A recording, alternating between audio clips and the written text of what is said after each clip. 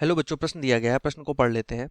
प्रश्न क्या कह रहा है? निम्नलिखित में से कौन कौन एपी है? यदि कोई एपी है तो इसका सार अंतर ज्ञात कीजिए और इनके 3 और पद लिखिए। पहला पद है 1, 3, 9, 27, कॉमा डैश डैश डैश। ठीक है, तो आइए प्रश्न को हल करने से पहले प्रश्न की मुख्य अवधारणा देख लेते हैं।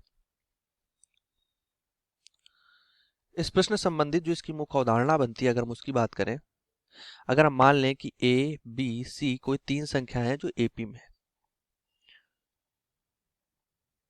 तो इनके क्रमागत पदों का जो अंतर होता है जिसे हम सार्वंतर बोलते हैं, तो क्रमागत पदों का अंतर क्या होगा? b माइनस ए वो इक्वल होगा c माइनस बी के।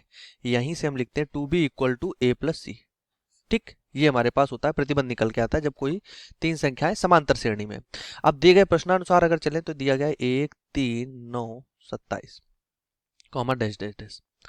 तो इसमें अगर प्रथम पद a1 इक्वल टू 1 मान लें, द्वितीय पद a2 इक्वल टू 3, तृतीय पद a3 इक्वल टू 9 और चौथे पद A4 को हमारे पास 27 हमने मान लिया।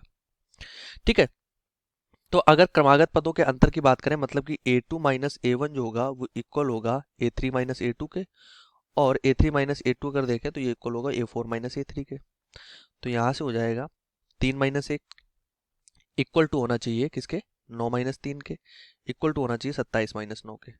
तो 3 माइनस जो 1 है ये इक्वल है 2 के, और ये यहाँ पर इक्वल है यहाँ पर 6 के, और ये यहाँ पर इक्वल, अगर इसको देखें 27 माइनस 9, तो 27 माइनस 9 क्या आ रहा है हमारे पास?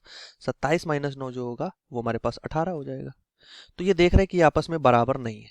ठीक है, मतलब कि हमारे पास ये क्रमागत पदों का जो अंतर है वो इक्वल नहीं है। और क्रमागत पदों का अंतर अगर इक्वल नहीं है, मतलब कि श्रेणी जो है ये हमारे पास एपी में नहीं है। तो यही इस प्रश्न का उत्तर बनेगा कि दी गई जो श्रेणी है ये एपी में नहीं है। आशा करते हैं प्रश्न का उत्तर समझ आया होगा। धन्यवाद।